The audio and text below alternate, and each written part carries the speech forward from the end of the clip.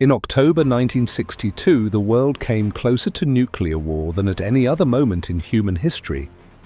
Not because of a surprise invasion or a dramatic battlefield collapse, not because armies collided across a contested border or alliances suddenly unraveled.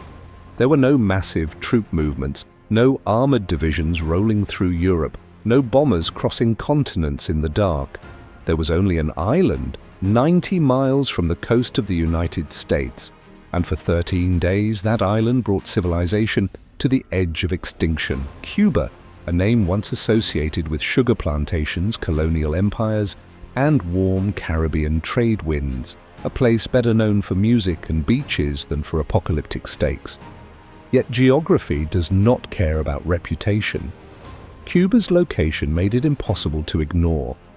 Positioned at the mouth of the Gulf of Mexico, the island sits astride some of the most important maritime routes in the Western Hemisphere, routes linking North America to the Caribbean, Central America, and the wider Atlantic world.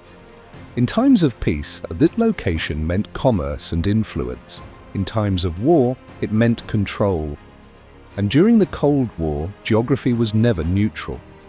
The Cold War was not fought like earlier global conflicts. There were no continuous front lines, no formal declarations, and no single battlefield where victory could be measured. Instead, it was a contest of reach, missile ranges, radar coverage, flight times, decision windows measured in minutes. The side that could strike first, and the side that could see the strike coming, held the advantage. For the United States, geography had long been its greatest shield. Two vast oceans separated it from potential enemies, forcing any serious attack to cross thousands of miles. That distance mattered. Bombers would take hours to arrive. Missiles would take long enough to detect, confirm, and respond to. Distance created time, and time created safety. Cuba shattered that equation. From the southern tip of Florida, Havana was closer than many American cities. So close that the island barely felt foreign, almost visible across the water on a clear day. For decades, that proximity had been a manageable vulnerability. Cuba sat within Washington's sphere of influence, its governments imperfect but cooperative. That changed after the Cuban Revolution. A new regime took power, one openly hostile to the United States and increasingly aligned with the Soviet Union. For American leaders, the shift was alarming but not yet catastrophic. What followed was, for the Soviet Union, Cuba offered something it had never truly possessed before, a forward position in the Western Hemisphere. For years, American military bases had surrounded the Soviet periphery. US missiles sat in Europe and Turkey, uncomfortably close to Soviet territory. Cuba offered symmetry, a way to reverse the pressure, not symbolically, physically. In 1962, American reconnaissance aircraft began flying regular missions over Cuban territory. Their role was simple: observe, photograph, and report. What they returned stunned Washington. The images showed missile launch sites under construction, support vehicles arranged in unmistakable patterns, and long cylindrical objects that analysts recognized immediately. These were not defensive weapons. They were nuclear-capable ballistic missiles, and they were nearing readiness. From Cuban soil, those missiles could strike Washington, New York, or Chicago in minutes. Strategic air bases, command centers, and industrial hubs were suddenly within immediate reach. There would be almost no warning. The Atlantic Ocean, once a protective barrier, had become irrelevant. Early warning systems depended on distance. They were designed to provide leaders with enough time to verify an attack, assess its scale, and respond deliberately. Cuba erased that margin. Decision-making was compressed to the point of paralysis. This was not merely a military threat, it was a psychological one. Every assumption underpinning American security collapsed almost overnight. The discovery triggered a crisis unlike any the world had experienced. For 13 days, Every action carried the risk of ending civilization. Inside the White House, emergency meetings stretched late into the night. Military leaders argued for airstrikes and invasion, convinced that force was the only reliable solution. Civilian advisors hesitated. Once violence began, they warned, escalation might become unstoppable. In Moscow, calculations were no less grim. Backing down risked humiliation and loss of credibility. Standing firm risked nuclear war. Neither side trusted the other's restraint.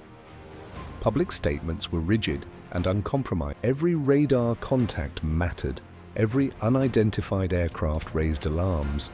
Every misunderstood signal risked catastrophe. Then came the moment that history would almost overlook. Deep beneath the ocean's surface, a Soviet submarine moved silently through the darkness. It had been deployed as part of the confrontation, and unknown to American forces, it carried a nuclear-tipped torpedo. US Navy ships detected the submarine and began dropping depth charges, not to destroy it, but to force it to surface. Inside the vessel, the crew had no way of knowing that. Communication with Moscow was impossible. Explosions shook the hull. Heat built rapidly and air grew scarce. The crew believed the war might already have begun. Under Soviet protocol, the submarine's commander was authorized to launch the nuclear weapon if he believed hostilities were underway. One launch would have been enough. 2 senior officers supported firing the torpedo. One did not. In a steel cylinder, cut off from the world and under unbearable pressure, one man refused to authorize the launch, not because he was certain, but because he was not. That hesitation may have saved civilization. No cameras recorded it. No headlines announced it. Yet millions of lives depended on that moment of doubt. Above the surface, the crisis continued to tighten. Soviet ships approached the quarantine line. American commanders prepared to stop them. Every encounter risked misunderstanding. One collision, one accidental shot, could have made diplomacy irrelevant. Behind the scenes, urgent communication channels opened. Messages moved through diplomats, intermediaries, and unofficial back doors. Gradually, a way out emerged. Not a victory, a compromise. The Soviet Union agreed to remove its missiles from Cuba. In return, the United States quietly pledged to remove its own nuclear missiles from Turkey. Publicly, the outcome appeared one-sided. Privately, both sides conceded ground. Cuba remained communist. The missiles disappeared. The immediate danger passed, but the lesson remained. The Cuban Missile Crisis revealed a brutal truth. Nuclear war was not just about weapons or ideology, it was about placement. Missiles positioned too close erased warning time. They erased careful decision-making. They erased control. Distance had once created safety. Closeness created terror. After 1962, both sides made changes. Direct communication lines were established, procedures were clarified, safeguards were introduced, not because trust had increased, but because fear had become real. Cuba never launched a missile, it never fired a shot, it never crossed a border, and yet its location nearly ended the world. The Cuban Missile Crisis proved something deeply unsettling. World wars do not always begin with invasions or declarations. Sometimes they begin when geography places the wrong weapon in the wrong place. One island, one moment of restraint, one decision away from the end of everything.